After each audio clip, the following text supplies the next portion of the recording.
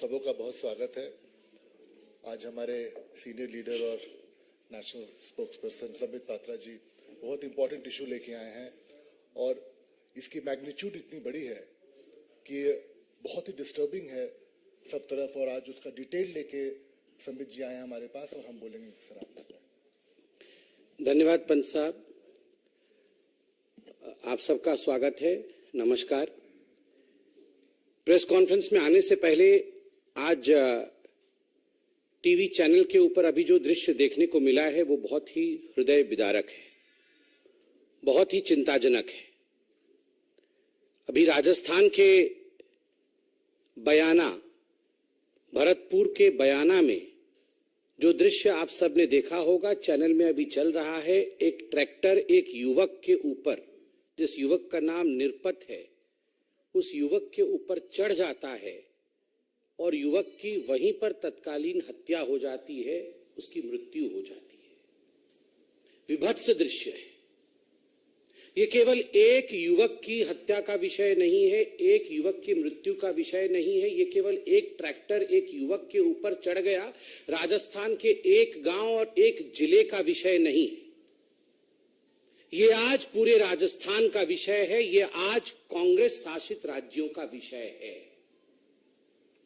बताया गया है कि प्रियंका वाड्रा राजस्थान आज पहुंच रही है। मैं आज भारतीय जनता पार्टी के प्रवक्ता के नाते और पार्टी के एक जिम्मेदार कार्यकर्ता के नाते आज प्रियंका वाड्रा जी से ये डिमांड करता हूं कि इससे पहले वो जनसभा को संबोधित करे।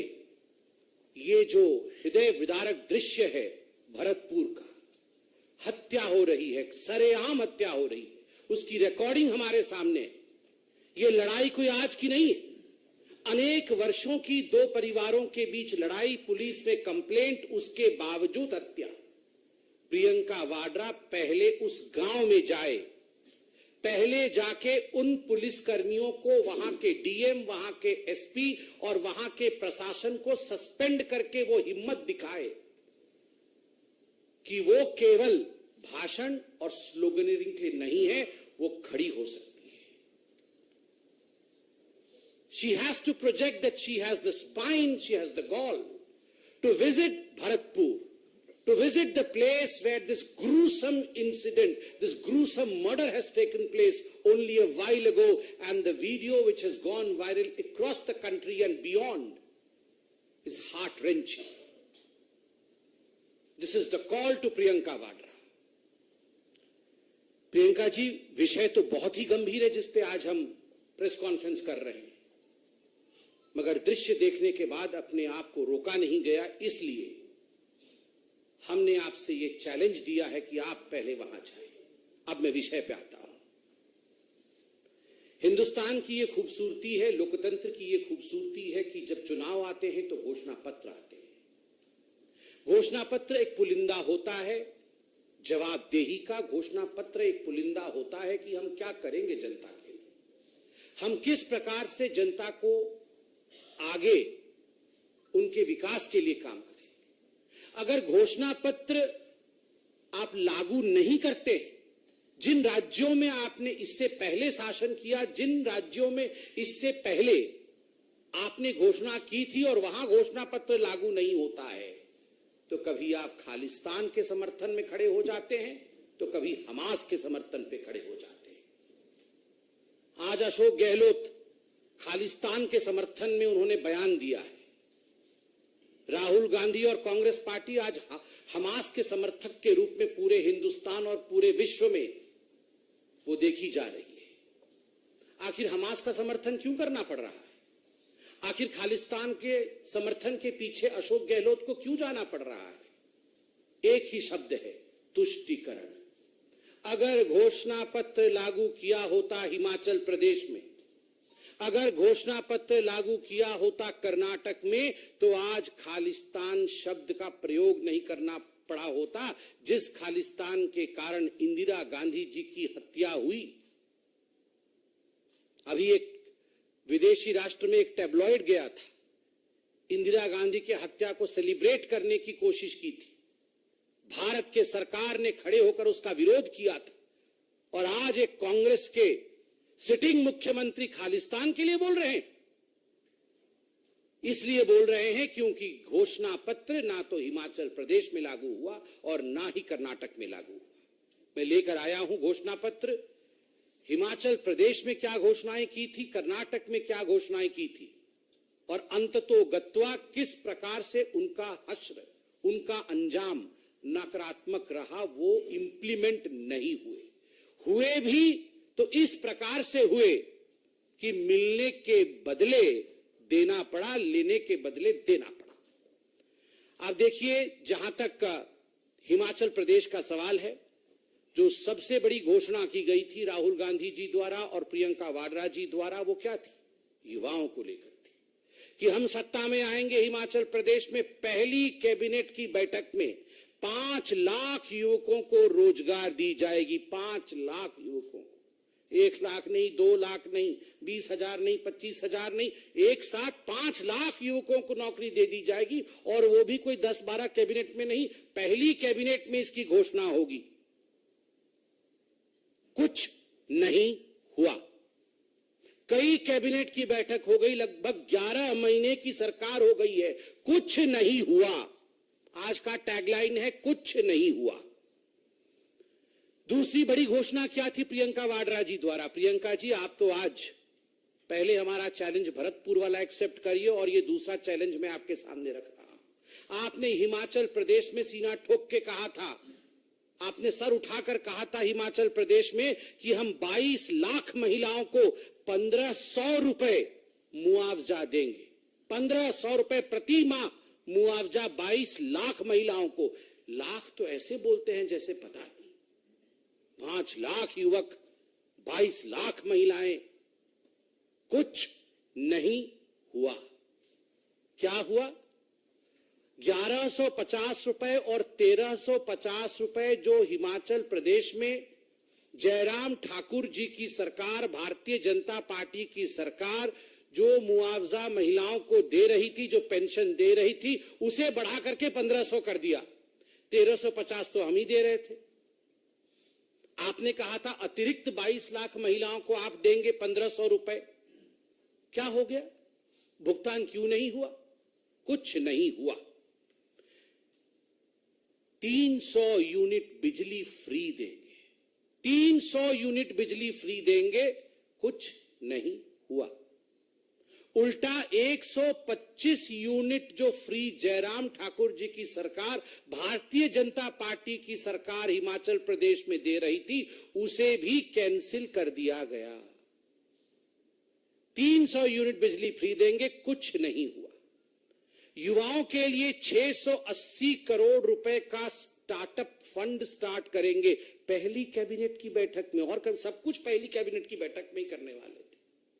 पहली कैबिनेट की बैठक में 680 करोड़ रुपए राहुल गांधी जी युवाओं को स्टार्टअप में देने वाले थे। अंजाम कुछ नहीं हुआ।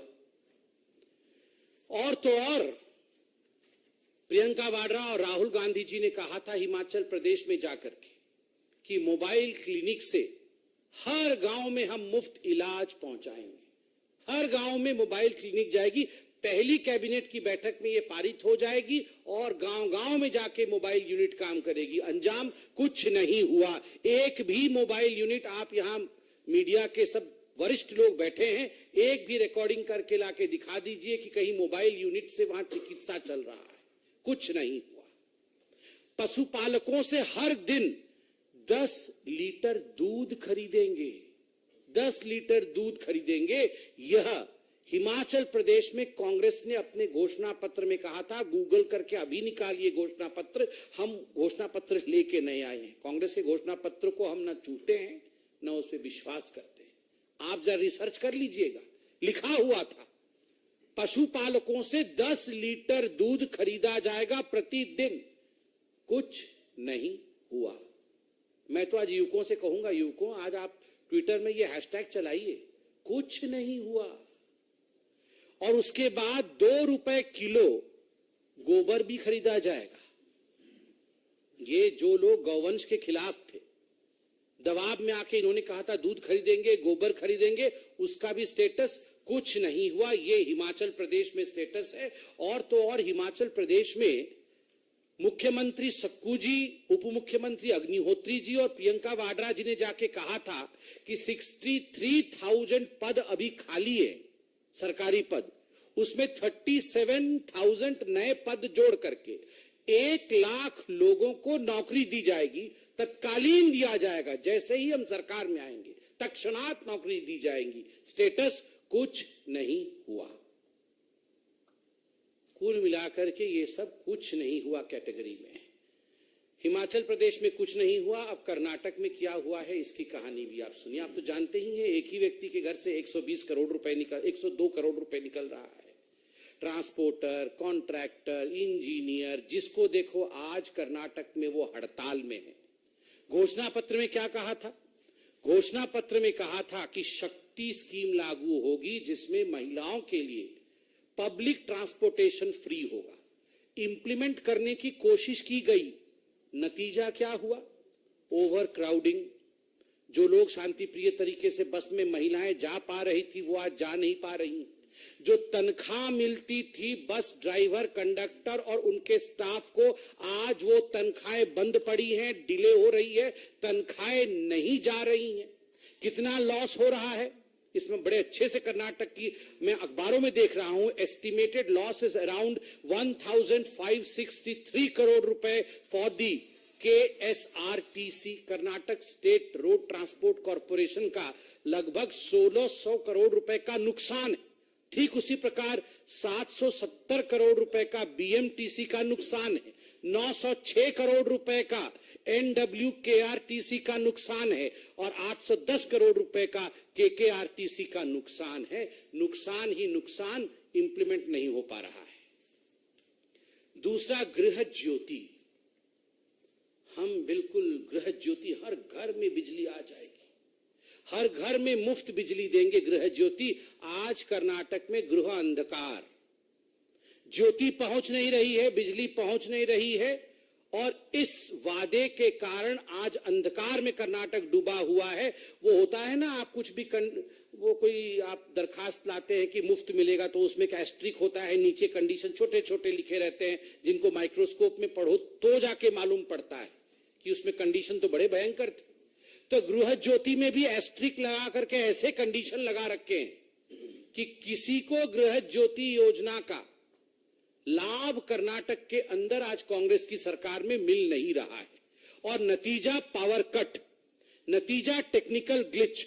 आप में से कोई भी कर्नाटक में जाकर इस पर शोध कर सकता है। गृह लक्ष्मी योजना, 2,000 रुपए मंथली असिस्टेंस। जो महिला परिवार की हेड है उसको 2,000 रुपए प्रति महीने दिए जाएंगे गृह लक्ष्मी योजना के माध्यम से। राहुल गांधी जी ने भरी सभा में कहा था, पहली कैबिनेट की बैठक में लागू करेंगे कहा था। क्या हुआ है? क्या हुआ है? कंडीशंस अप्लाई कि पहले आप फैमिली के हेड बन जाइए, आधार कार्ड बदल दीजिए, टेक्निकली पहले अपने नाम को आप फैमिली के हेड के रूप में स्थापित कीजिए, ये वेरीफाई होगा, उसके बाद जाके असिस्टेंस देने का काम करेंगे। और अखबारों में क्या हेडलाइन छपा हुआ है, मैं हेडलाइन पढ़ देता हूं। Karnataka government partially suspends registrations for गृह लक्ष्मी स्कीम।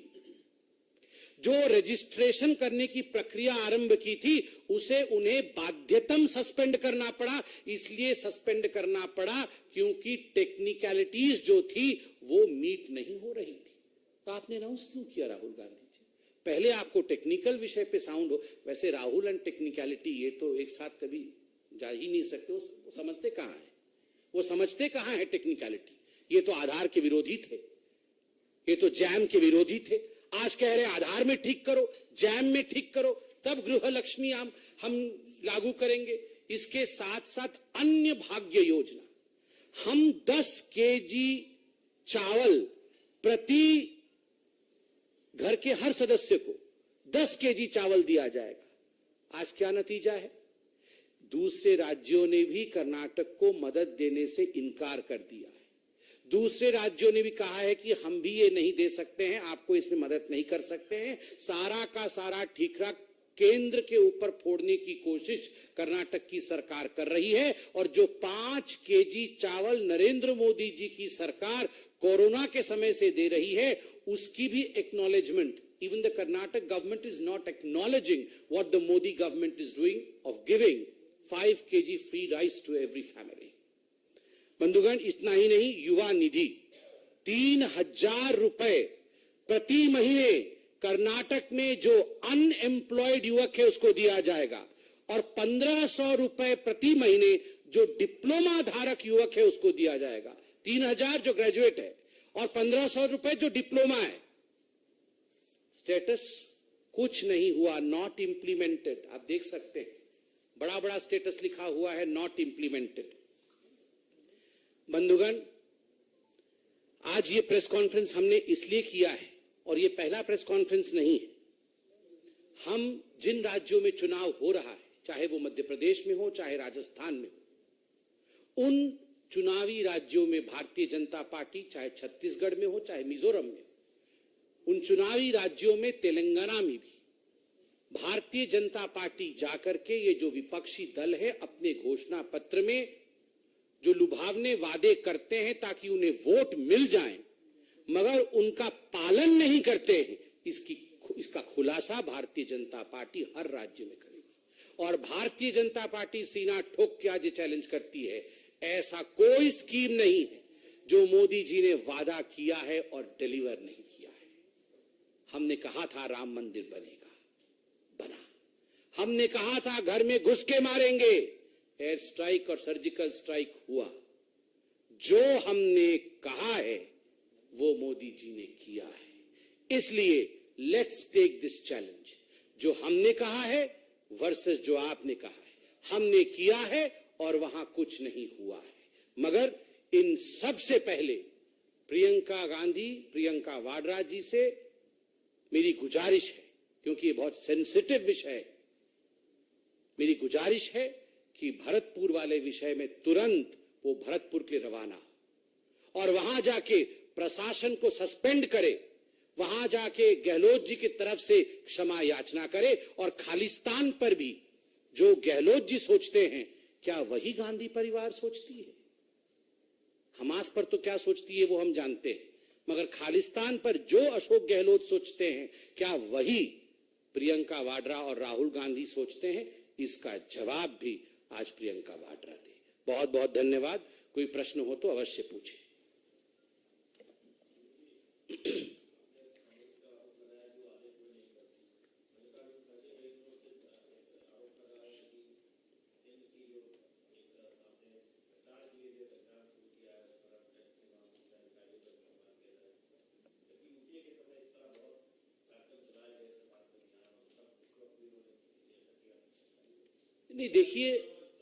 नहीं देखिए, ये जो डिपार्टमेंट्स हैं, चाहे ईडी हो, चाहे सीबीआई हो, आपको क्या लगता है ये अपना काम नहीं करे? यही तो चल रहा था इस देश में इतने वर्षों तक। इस देश में क्या चल रहा था? खुलेआम चोरी लूट हो रही थी। कांग्रेस के लोग राज्यों को एटीएम की तरह इस्तेमाल करते थे, घरों में करोड़ों रुपए स्टैश करके रखते थे। आज क्या हो रहा है?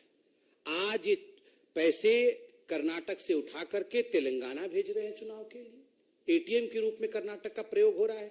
और क्या ईडी और सीबीआई हाथ पे हाथ धर के बैठे रहे?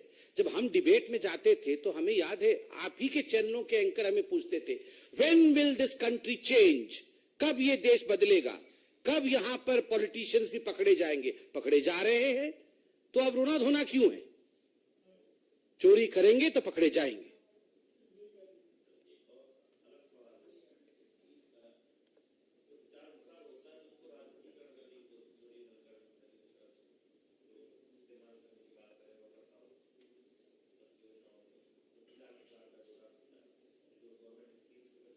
तो वो इसी में जाके बोले इस विषय को, उनको अगर ऐसा लगता है तो।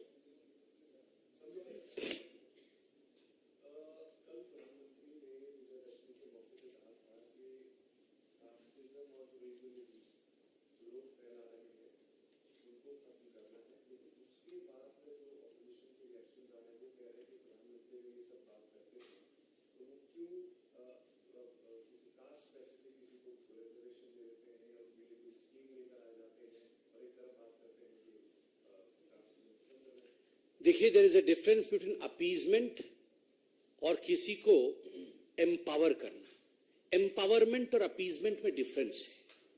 जहां तक कांग्रेस पार्टी का सवाल है, उन्होंने हमेशा से ही, जब से यह देश आजाद हुआ, उनकी एक ही नीति रही है, अपीजमेंट, जिसको हिंदी में तुष्टीकरण कहते हैं। और जहां से भारतीय जनता पार्टी का शासन शुरू हुआ, चाहे वो अटल बिहारी वाजपेयी जी की सरकार रही हो 6 वर्ष की, या फिर 9.5 वर्ष की मोदी जी की सरकार रही हो, अपीजमेंट हमारे शब्दकोश में नहीं है, तुष्टीकरण हमारे शब्दकोश में नहीं, जाति के आधार पर नहीं, धर्म के आधार पर नहीं, किस रूप से एक गरीब को उसका हक मिले, उसका एम्पावरमेंट, जिसको हिंदी में सशक्तिकरण कहा जाता है, उसके सशक्तिकरण के लिए मोदी जी काम कर रहे हैं।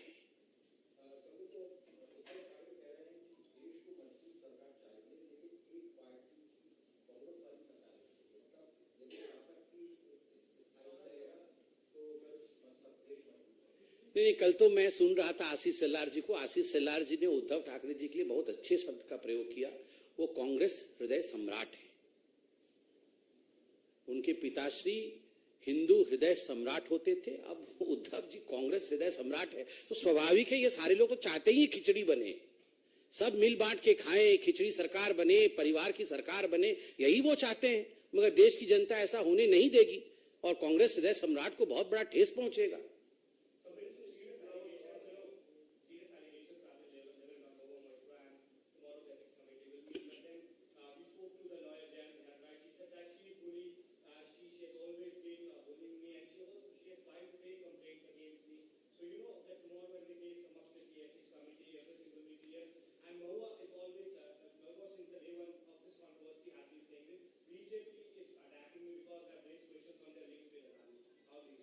See, as far as this whole issue is concerned, I would reserve my comment for a later date, because as rightly pointed by you, the thing is in front of, the matter is in front of the ethics committee, and I should not breach that, because let the ethics committee investigate, let the ethics committee come out with a report, and let us all know what the truth is, which we are all awaiting eagerly.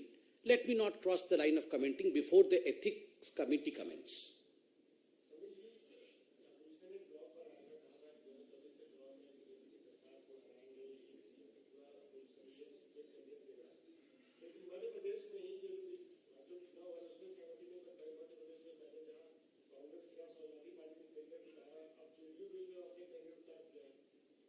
ऐसे ही होने वाला है। आपको क्या लगता है, ये सारे लोग एक होकर के भारत माता कैसे आगे बढ़ेगी इसकी चिंता कर रहे थे क्या? देखिए, ये सारे लोग एक होकर अगर चिंता करते कि हम देश की उन्नति के लिए एक हो रहे हैं, भारत पिछड़ गई है, हम सब देश को आगे बढ़ाएंगे, तब इसका कुछ अंजाम निकलता। मगर अगर इन लोगों ने सोचा हुआ है कि हमार दुगो बबुआ का की हुई, तो आपको क्या लगता है, ये सब देश की चिंता कर रहे हैं?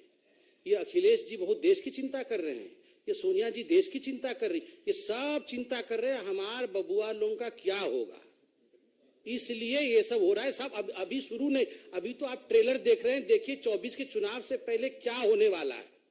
सड़क पे लड़ाई होगी, दर्शक दीघा में हम और आप बैठ के देखेंगे। हाँ जी सर।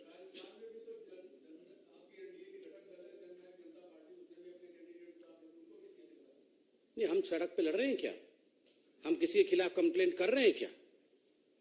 देखिए, राजनीति में एक सिविलाइज तरीका होता है। ये जो अखिलेश यादव जी राहुल गांधी जी की इतनी बड़ाई कर रहे थे, कल तो क्या क्या कह दिया अखिलेश जी को, मैं तो बोल भी नहीं सकता हूं। और वो आईपी सिंह जी क्या क्या बोल रहे हैं राहुल जी के लिए, बताइए कैसे कैसे शब्दों का प्रयोग हो रहा है आपस में। और ये चले थे बड़े एक होने के लिए।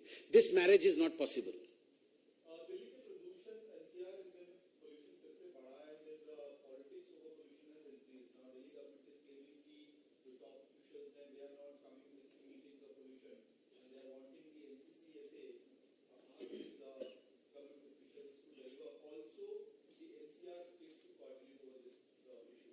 देखिए, ये अरविंद केजरीवाल जी से पूछिए, वो बोल रहे थे हमारी सरकार पंजाब में आ जाएगी, दिल्ली में आ जाएगी, तो हम सब कुछ एकदम दिल्ली स्वर्ग जैसे बन जाएगा। कुछ पेरिस या लंदन कुछ बोला तो था उन्होंने, ऐसे बन जाएगा दिल्ली, पॉल्यूशन भी कंट्रोल हो जाएगा, पराली जलेगी नहीं पंजाब में, सब कुछ हम कमाल कर देंगे।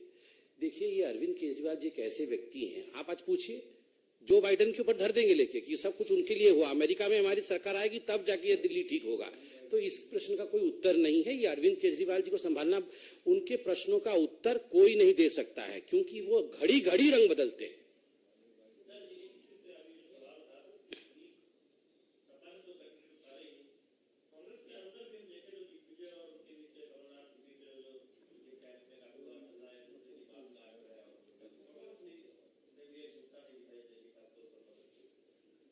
नहीं, कांग्रेस में तो, अरे कांग्रेस में क्या है, मैं तो सुनने में हम लोग को ये भी आ रहा है और आप लोगों के माध्यम से आ रहा है कि परिवार में भी एकजुटता नहीं है। लोग तो ये भी बोल रहे हैं कि प्रियंका की राहुल, इसमें भी लड़ाई चल रही है। अब बताइए, आप ही बताइए, भविष्य कौन होना चाहिए? प्रियंका वाड्रा भविष्य होनी चाहिए या राहुल गांधी होना चाहिए? ये भी आजकल इस पे भी बहुत चर्चाएं चल रही है। ऐसा हम लोग आप लोगों के माध्यम से सुनने को मिला है। बहुत बहुत धन्यवाद।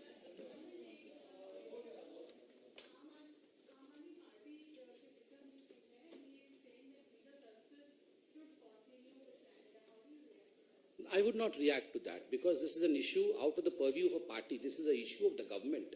This is an issue which is a serious business which should be discussed at high levels of the ministry, not by a spokesperson over here in a press conference. Thank you.